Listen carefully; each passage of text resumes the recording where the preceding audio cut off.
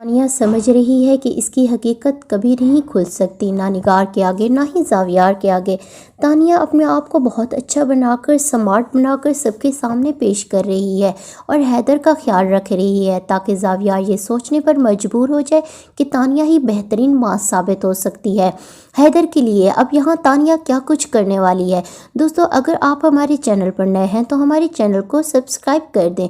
लेकिन इससे पहले क्या कुछ करेगा जुनैद, जबकि दूर नियाब के घर में इसके भाई और भाभी बहुत बुरा सलूक करने लगेंगे दूर नियाब के साथ। यहाँ पर इसकी भाभी इल्ज़ाम लगाएगी कि जब वो लोग नहीं चाहते कि तुम इनके बेटों से मिलो तो तुम्हें क्या ज़रूरत थी जुनैद के अपार्टमेंट में जाने की और इसकी खैरियत मालूम करने की। क्या कर लोगी तुम इसके लिए मज़ीद परेशानियाँ ही बढ़ा दोगी तुम। जब जुनैद नहीं चाहता कि तुम इसके पास जाओ और इससे मिलो तो क्या ज़रूरत है। दूर नियाब कहती है, भाभी इन्होंने मेरा बुरे वक्त में बहुत साथ दिया था, अब जब इनके ऊपर बुरा वक्त आया तो मैं कैसे इनका साथ छोड़ दूं। वो बिल्कुल मेरे भाइयों जैसे हैं। आप लोग जैसा सोच रही हैं ऐसा बिल्कुल नहीं। आप लोगों को मेरी बात समझ क्यों नहीं आती। इसका भाई कहता है, दूर नियाब बस कर दो, अब अगर तुम जुनैद के पास गई तो बहुत बुरा होगा और हम लोग तुमसे हर वास्ता ताल्लुक़ ख़त्म कर देंगे, फिर तुम जाती रहना जुनैद के पास। दूर नियाब बेचारी रोने लग जाती है और इसकी समझ में नहीं आता कि आखिर इसकी सच्चाई कब कैसे ज़ावियार के सामने आएगी। अभी तो ऐसा लगता है कि वक्त और हालात सब कुछ तानिया का साथ दे रहे हैं।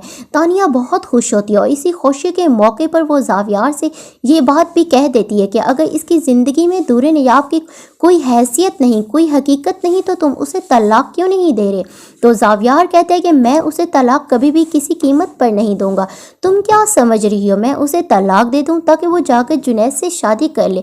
ऐसा नहीं हो सकता। मैं कभी भी जुनैद और नयाब को माफ़ नहीं करूंगा और ना ही नयाब को तलाक दूंगा। तानिया का सारा प्लान ही चौपट हो जाता है। उसे तो बस यही फिक्र है किसी भी तरीके से नयाब को तलाक हो जाए और इसका रास्ता साफ हो जाए। फिर भी निगार फैसला कर लेती है कि ज़ावियार की और तानिया की शादी कर देते हैं। वो इस बात को जब गज़नफ़र से कहती है तो गज़नफ़र कहता है कि इसमें कोई हर्ज भी नहीं है। तानिया और ज़ावियार एक दूसरे के लिए बहुत अच्छे साबित होंगे और फिर हैदर को भी अपनी माँ मिल जाएगी।